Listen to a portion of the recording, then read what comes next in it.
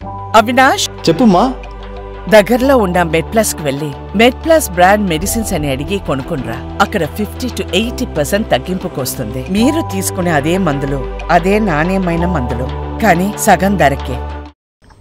ఎం కోటేశ్వరరావు గారు, senior journalist, రాజకీయ విశ్లేషకులు. కోటేశ్వరరావు గారు నమస్తే. నమస్తే. నమస్తే కోటేశ్వరరావు గారు, మహారాష్ట్రలో ఈ రోజుతోటి ఎన్నికల ప్రచారం అయితే ముగిసింది. ముఖ్యంగా అటు ఎన్డీఏ కూటమి అవ్వచ్చు, లేకపోతే ఇండియా కూటమి అవ్వచ్చు, అక్కడ ఉన్నటువంటి కూటములు అవ్వచ్చు, ముఖ్యంగా మహారాష్ట్ర ఎన్నికలను ప్రతిష్టాత్మక తీసుకున్నాయి. తెలుగు రాష్ట్రాల నుంచి కూడా అక్కడికి వెళ్ళి ప్రచారాలు చేసినటువంటి సందర్భాలు ఉన్నాయి. కాంగ్రెస్ పార్టీ ముఖ్యంగా ఈ 6 గ్యారంటీలని అక్కడ ప్రజలకి చెప్పేటటువంటి ప్రయత్నం చేసింది. ఈ ఫార్ములా సక్సెస్ అయ్యే అవకాశాలు ఉన్నాయి అనుకోవచ్చా? ఇప్పుడు భిన్నమైనటువంటి పార్టీలతో కూడినటువంటి కూటములు ఎన్డీఏ కావచ్చు, ఇండియా కావచ్చు అనేది మనకి అందరికీ తెలిసిందే. ఎవరి ఎజెండా వాళ్ళకు ఉన్నది. మనం మహారాష్ట్ర గురించి చెప్పుకోవాల్సి వచ్చినప్పుడు మన సత్యనారాయణ గారు ఇప్పుడు ఒక థియరీ చెప్పారు. ఏమిటి అంటే, శివసేనలో కరడు కట్టినటువంటి హిందుత్వ శక్తులందరూ కూడా ఇప్పుడు బీజేపీతో చేతులు కలిపారు. సరే, మేము కాన్స్టిట్యూషనల్ గా మేము కూడా హిందుత్వనే అని చెప్పేసి ఆయన చెప్పారు. అంటే 2 హిందుత్వ శక్తులు కలిసి మొన్నటి లోక్సభ ఎన్నికల్లో వాళ్ళు పెర్ఫార్మెన్స్ ఏంటో మనం చూసాం. 47%, దాదాపు ఇద్దరికి ఈక్వల్ గా ఒక 0.2%, 3% ఇండియా కూటమికి ఎక్కువ ఓట్లు వచ్చాయి తప్ప దాదాపు ఇద్దరికి సమంగానే వచ్చాయి. కానీ సీట్ల విషయానికి వస్తే 48 సీట్లలో 30 సీట్లు ఇండియా కూటమికి వస్తే 17 సీట్లు బీజేపీకి వచ్చాయి, 1 సీటు వేరే వాళ్ళకి వచ్చింది.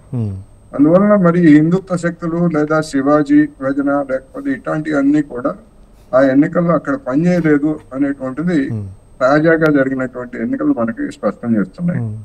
అక్కడే కాదు, ఎక్కడైతే అయోధ్య చుట్టూ రాజకీయం, మత రాజకీయం చేసినటువంటి అయోధ్యలోనే బీజేపీ ఓడిపోయింది. అక్కడ కూడా గణనీయమైనటువంటి సీట్లని బీజేపీ కోల్పోయింది అనేటువంటిది. అంటే దీన్ని బట్టి అర్థం ఏంటంటే, మత రాజకీయాలు అనేటువంటివి తాత్కాలికంగా కొన్ని సందర్భాల్లో కొన్ని డివిడెండ్స్ ఇవ్వచ్చు తప్ప శాశ్వతంగా మత ప్రాతిపదికనే ఓటర్లు తీర్పిస్తారు అనేటువంటిది వాస్తవం కాదు అనేటువంటిది మనకి మహారాష్ట్ర కానివ్వండి, లేకపోతే ఉత్తరప్రదేశ్, ఇటువంటి విషయాలన్నీ కూడా మనకి కొన్ని సూచనలు. దాన్ని అంగీకరిస్తారా లేదా అనేటువంటిది అది వేరే అంశం. అందువలన ఇక్కడ లోక్సభ ఎన్నికల సందర్భంగా బీజేపీ అగ్రనాయకుడు నరేంద్ర మోడీ గారు వీళ్ళందరూ కూడా పెద్ద ఎత్తున ప్రచారం చేశారు. కానీ ఎక్కడైతే రైతులు, ప్రధానంగా వాణిజ్య పంటలు, ఉల్లి రైతులు కావచ్చు, లేకపోతే సోయా రైతులు కావచ్చు, ఇట్లాంటి వాణిజ్య పంటలు ఉన్నటువంటి రైతాంగం అంతా కూడా గడిచినటువంటి 2 ఇంజన్ల సర్కారు, మహారాష్ట్రలో 2 ఇంజన్ల సర్కారు చాలా కాలం నుంచి ఉంది. నరేంద్ర మోడీ గారు వచ్చిన దగ్గర నుంచి అక్కడ మహారాష్ట్రలో మధ్యలో కొంతకాలం మినహా, ఉద్ధవ్ థాకరే అని కాంగ్రెస్, ఎన్సీపీ బలపరిచినటువంటి కొంతకాలం మినహా అక్కడ 2 ఇంజన్ల పాలన సాగింది. కానీ అక్కడ ఉన్నటువంటి దరిద్రం గాని లేదా నిరుద్యోగం గాని ఇతర సమస్యలు ఏవి పరిష్కారం కాలేదు.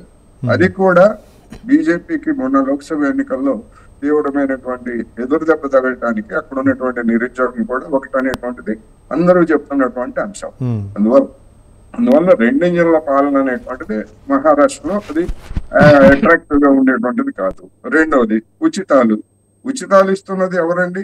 ఉచితాలు మహారాష్ట్రలో మహిళలకి ఒక పథకం పేరుతోటి ఎన్నికలకు ముందు హడావుడిగా, ఆంధ్రప్రదేశ్ లో ఎట్లాగైతే చంద్రబాబు నాయుడు గారు 2019లో ఎన్నికలకు ముందు పసుపు కుంకుమ పేరుతోటి హడావుడి చేసి ఓట్ల కోసం ఎట్లా తాపత్రయపడ్డారు, మహారాష్ట్ర బీజేపీ ఈ కూటమిలో ఉన్నటువంటి ఆ ప్రభుత్వం కూడా అదే విధంగా ఎన్నికలకు ముందు మహిళలను ఆకర్షించేందుకు ఒక పథకాన్ని ప్రారంభించింది.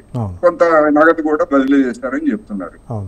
చంద్రబాబు నాయుడు గారికి ఏ విధమైనటువంటి పరాభవం ఎదురైందో 2019లో, అంటే ఓటర్లు వ్యతిరేకించాలి, ఆ పార్టీలను ఓడించాలని నిర్ణయించుకున్న తర్వాత ఎన్ని ఉచితాలు ఇచ్చినా గానీ అది దాన్ని ఆపలేదు అనేటువంటిది చంద్రబాబు నాయుడు గారు రుజువు చేశారు. తర్వాత మన జగన్మోహన్ రెడ్డి గారు కూడా అదే విధమైనటువంటి సంవత్సరానికి 50,000 కోట్లు మేము ఉచితంగా ఇచ్చేసాము, నగదు బదిలీ చేశాము, మాకు తప్ప ఇంకెవరికి వేస్తారు అనుకున్నటువంటి జగన్మోహన్ రెడ్డి గారి పరిస్థితి అంటే కూడా మనం చూసాం. అందువల్ల దేశంలో కావచ్చు, రాష్ట్రంలో ఉన్నటువంటి పరిస్థితులే ప్రధానమైనటువంటి అంశాలుగా అక్కడ ఎన్నికల ముందు వస్తాయి. ఈ మహారాష్ట్రలో మీరు అన్నట్టుగా ముందే చెప్పినట్టుగా ఇతర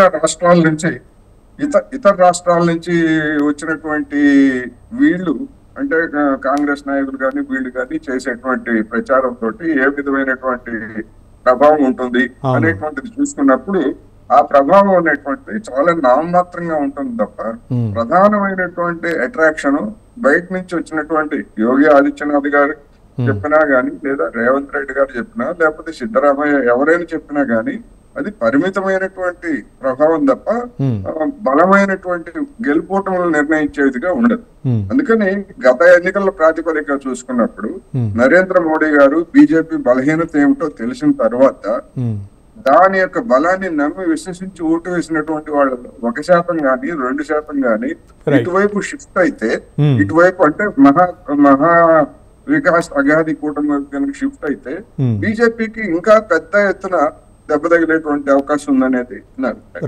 మొత్తం మీద స్వల్ప మెజార్టీతో అయినా గానీ గత లోక్సభ ఎన్నికల దాన్ని బట్టి కాంగ్రెస్ కూటమికి అయితే ఎడ్జ్ ఉండే అవకాశాలు ఉన్నాయంట. రైట్.